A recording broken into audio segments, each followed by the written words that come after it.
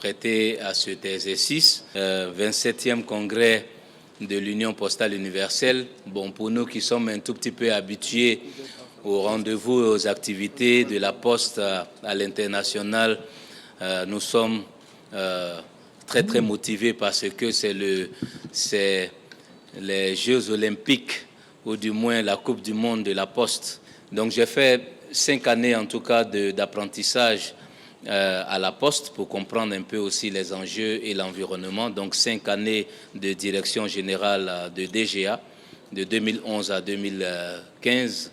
Et puis en 2016, donc j'ai eu cette opportunité d'être porté à la tête de cette grande institution, ou du moins cette ancienne institution. On aura l'occasion certainement d'en parler pendant les questions. Donc en termes de propos liminaires, voilà, je dis que c'est l'ensemble des Ivoiriens qui sont très fiers de ce rendez-vous qui nous réunit. Moi, j'aimerais savoir quel est l'avenir de la Poste en Afrique subsaharienne et partant en Côte d'Ivoire.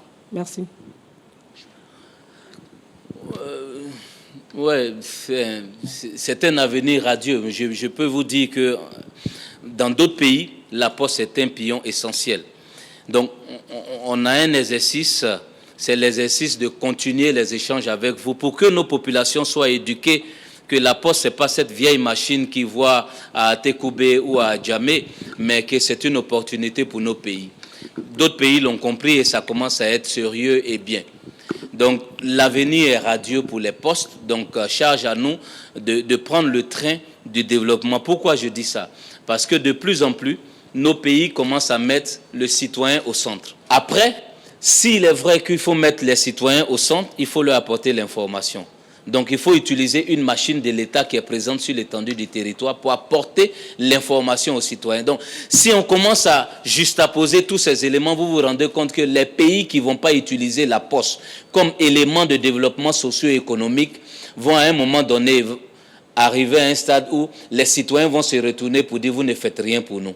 Je m'explique très simplement. Quand je suis à Touba, que je suis capable de rester à Touba pour payer la scolarité de mes enfants, recevoir de l'argent, envoyer de l'argent, recevoir des documents administratifs, commander des documents administratifs, commander en ligne, payer en ligne et rester à Touba, c'est là qu'on dit qu'on a envoyé le développement. Je voudrais savoir qu'est-ce qui fait la particularité de la Poste de Côte d'Ivoire?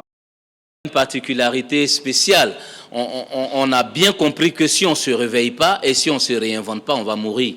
Donc, première chose, il faut déjà déblayer et puis regarder qu'est-ce qu'il y a comme prérequis et où est-ce qu'on peut partir. Parce que des fois, j'écoute les commentaires ou je lis sur les réseaux sociaux, mais pourquoi la Poste ne ferait pas ça? Mais le DG de la Poste, pourquoi? Mais la Poste, ce n'est pas une start-up. Ou quand on a la petite idée, on l'implémente. C'est une grosse administration et l'exercice que nous sommes en train de faire, c'est de la passer d'une grosse administration à une entreprise de logistique et d'électronique.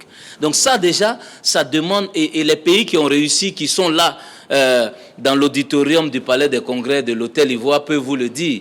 C'est des processus qui sont en route depuis 20 ans, 25 ans.